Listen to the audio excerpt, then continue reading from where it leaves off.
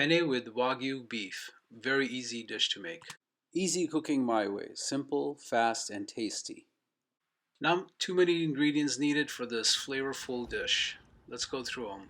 Obviously some pasta, marinara sauce, tomatoes, Italian seasoning, oregano, and sea salt. We're going to need some cream cheese and one onion. I took my Wagyu beef, defrosted it, and put it in a bowl. Chop the onions and let's add some flavors to this meat. We're going to start with some Italian seasoning, just a dash of that. Let's add some garlic sea salt and just a dash of oregano.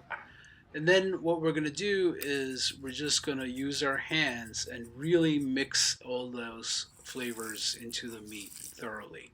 Let's go to our Instant Pot. Let's put it in saute mode for 6 minutes. Probably don't need as much. We're going to saute our onions first. So let's add a little bit of avocado oil and then our chopped onions and stir that for a couple of minutes and let it saute for a couple of minutes more.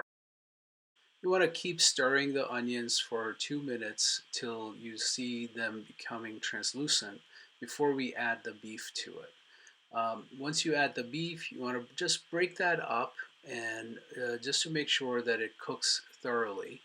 Then we're going to add our tomatoes. As you see the meat getting brown, that's when you want to add our full can of 14-ounce diced tomatoes. Stir that as well. And then what we're going to do is we're going to add our pasta right on top of it all. The pasta straight out of the box, throw it on top there. Now we want to add our marinara sauce. I didn't put the entire bottle, and keep some just in case it becomes too thick at the end and we want to add some more at the end, that's fine. But once you have added the marinara, let's add a little bit of water as well before we start our pressure cooking of our dish. Before you close the lid, make sure the pasta is submerged in the liquid. You don't want any dry pasta sitting on top while the pressure cooking is going on.